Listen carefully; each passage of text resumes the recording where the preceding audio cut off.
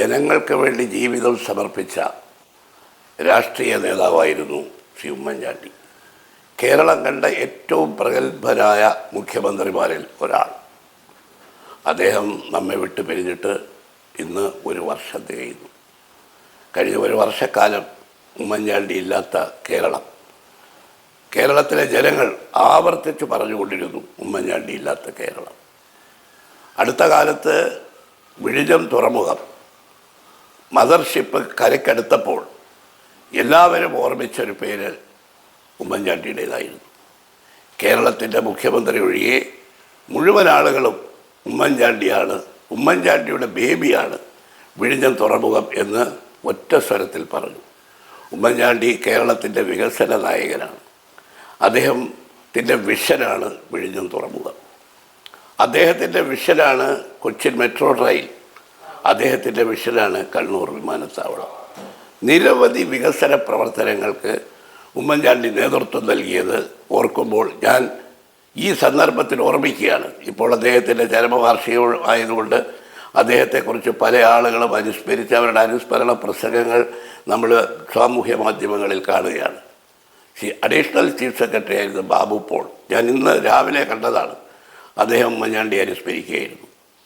അച്യുതമേനോൻ കഴിഞ്ഞാൽ കേരളത്തിലെ ഏറ്റവും വികസനത്തിന് നേതൃത്വം നൽകിയ മുഖ്യമന്ത്രി ഉമ്മൻചാണ്ടിയാണ്. അദ്ദേഹം നിഷ്പക്ഷമായി പറഞ്ഞൊരു അഭിപ്രായമാണ്. ഉമ്മൻചാണ്ടി വികസനത്തിൽ മാത്രമല്ല, ജനക്ഷേമ പ്രവർത്തനങ്ങളിൽ, കാരുണ്യ പ്രവർത്തനങ്ങളിൽ ഉമ്മൻചാണ്ടിയുടെ മുഖം എന്ന് പറയുന്നത് കാരുണ്യത്തിൻ്റെ, കരുതലിൻ്റെ, ആർദ്രതയുടെ, മനുഷ്യത്വത്തിൻ്റെ മുഖമാണ്. ഒരു മുഖ്യമന്ത്രി എന്ന നിലയിൽ അദ്ദേഹം മുഖ്യമന്ത്രി ആയിരുന്നുകൊണ്ട് നടത്തിയ ബഹുജന സമ്പർക്ക പരിപാടി സമാനതകളില്ലാത്ത പരിപാടിയായിരുന്നു. ഐക്യരാഷ്ട്രസഭ പോലും അദ്ദേഹത്തിന് ആദരവ് നൽകിയത് ആ പ്രവർത്തനത്തിലാണ്. ഉമ്മൻചാണ്ടി ജനങ്ങളോടൊപ്പം ജീവിക്കുകയായിരുന്നു. 24 മണിക്കൂർ ഊണും ഉറക്കവുമില്ലാതെ ജനക്ഷേമത്തിന് വേണ്ടി പ്രവർത്തിക്കുന്ന ഒരാൾ. ഞങ്ങളൊക്കെ ഒരുമിച്ച് കൂടുമ്പോൾ പറയും, അതുപോലൊരാൾ, ഉമ്മൻചാണ്ടിയെപ്പോലൊരാൾ ഇപ്പോൾ ഞങ്ങളോടൊപ്പം ഇല്ല, ഇന്നലെ ഉണ്ടായിരുന്നില്ല, ഇനി നാളെ ഉണ്ടാവുമോ എന്ന് കണ്ടറിയണം. അതാണ് ഉമ്മൻചാണ്ടി.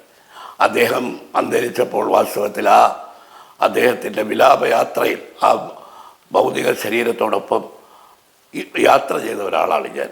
മണിക്കൂറുകൾ, 50-52 മണിക്കൂർ തിരുവനന്തപുരത്ത് പുതുപ്പള്ളി ഹൗസിൽ നിന്ന് അദ്ദേഹം പുതുപ്പള്ളിയിലെ പള്ളിയിൽ വരെയുള്ള ആ വിലാപയാത്രയിൽ കണ്ട രംഗങ്ങൾ ലോകത്ത് ഒരു രാഷ്ട്രീയ നേതാവിനും ഒരു ഭരണാധികാരിക്കും ഇങ്ങനെ ഒരു എന്താണ് ഇതുപോലൊരു വിടവാങ്ങൽ, ഇതുപോലൊരു അന്ത്യയാത്ര അദ്ദേഹത്തിന് ഉണ്ടായിട്ടില്ല എന്നുള്ളതാണ് ചരിത്രം രേഖപ്പെടുത്തുന്നത്. അത് ഈ കൂടിയ ജനങ്ങൾ, കണ്ണീരൊലിപ്പിക്കുന്ന ജനങ്ങൾക്ക് പലർക്കും ചാനലുകൾ കൊണ്ട് അവരുടെ ബൈക്ക് ഐ ഡി വയ്ക്കുമ്പോൾ അവർക്ക് ഓരോരുത്തർക്കും ഓരോ കഥ പറയാനുണ്ട്. അവരുടെ ജീവിതത്തെ ഉമ്മൻചാണ്ടി തൊട്ട് അറിഞ്ഞ് അവർക്ക് വേണ്ടി ചെയ്ത കാര്യങ്ങൾ അവർ പറയുന്നു.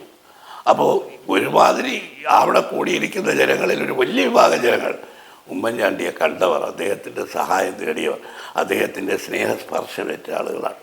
അതായിരുന്നു ഉമ്മൻചാണ്ടി. അദ്ദേഹം വാസ്തവത്തിൽ അവശേഷിപ്പിച്ചിട്ട് പോയതെന്താ?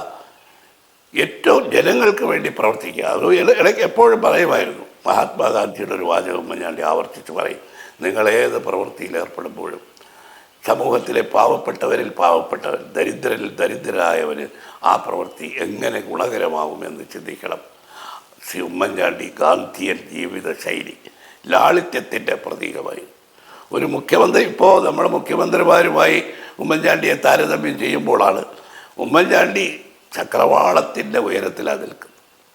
ഞാൻ മറ്റ് മുഖ്യമന്ത്രിമാരെ അതിനെ ആക്ഷേപിക്കുകയല്ല, പക്ഷേ അവരൊക്കെ ചക്രവാളം വരത്തിൻ്റെ മുകളിൽ നിർത്താൻ കഴിയുന്ന രീതിയിൽ അവർക്ക് ജനങ്ങളുടെ മനസ്സിൽ സ്ഥാനമുണ്ടായിട്ടുണ്ടോ എന്നുള്ളത് അവരൊക്കെ തന്നെ ആത്മപരിശോധന നടത്തേണ്ടതാണ്.